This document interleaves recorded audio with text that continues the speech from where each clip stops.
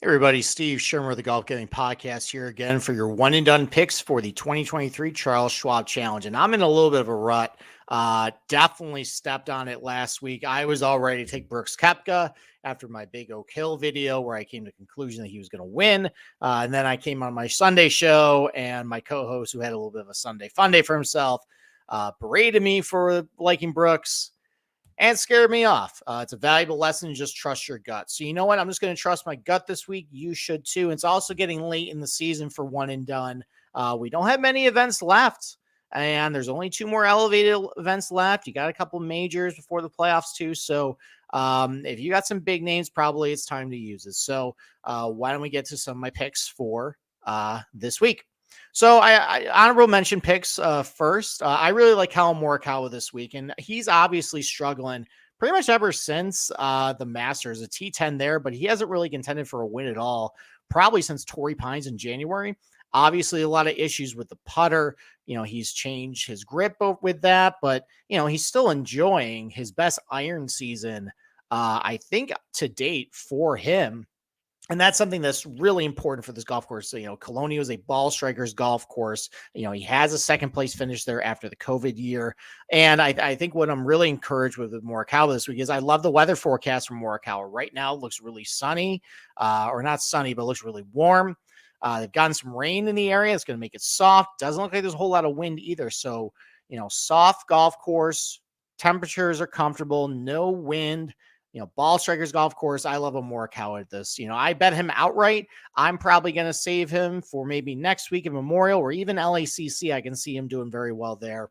So honorable mention though for Morikawa this week. If you've used some of the bigger names up top, how about Justin Rose coming off a great finish at the PGA Championship? Obviously a former winner here at Colonial, and just throughout his career too, just eats up a lot of these shorter positional ball strikers golf courses. I mean, numerous good finishes at Pebble Beach, the Travelers, Valspar, Honda Classic.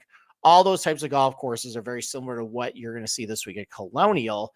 And he's coming in great form. His irons have been really good. Around the green's been great. You know, he's a great bunkhouse putter.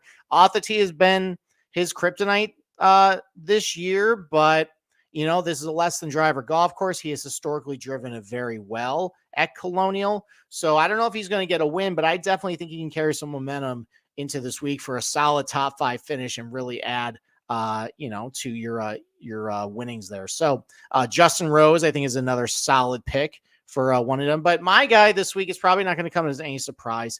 It's Jordan Spieth. I have not used him yet this year. It seems like about half of the pool of the contests I'm in have already used him, and I'm impressed by the fact that he made the cut last week at Oak Hill and actually hit the ball great last week too. You know, his ball striking numbers are really good despite the wrist injuries. You know, gained a bunch of strokes off the tee, gained a lot with his iron shoe. Was around the green putting. That was the kryptonite with him. I don't think that's going to happen 2 weeks in a row.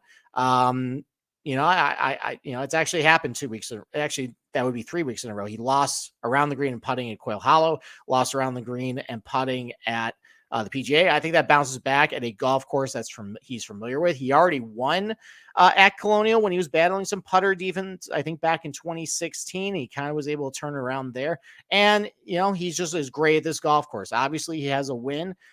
He finished T7 last year, second in 2021, T10 in 2020. So the guy is just really comfortable here. Pretty lock solid pick for one and done this week for your contest. If you want to maybe save him for the Travelers or the Open Championship, by all means, but you know, this is definitely a Jordan Spieth golf course. I'm going to use him. So Jordan Spieth is my official one and done pick for the 2023 Charles Schwab Challenge. So thank you for listening. Please go ahead and subscribe to the Golf Gaming Podcast on Apple and Spotify. Please leave us a review too. We always love the feedback. Or go subscribe to our YouTube channel. We deliver free video content every single week for every single PGA Tour event. So with that, good luck with your one and done picks for this week.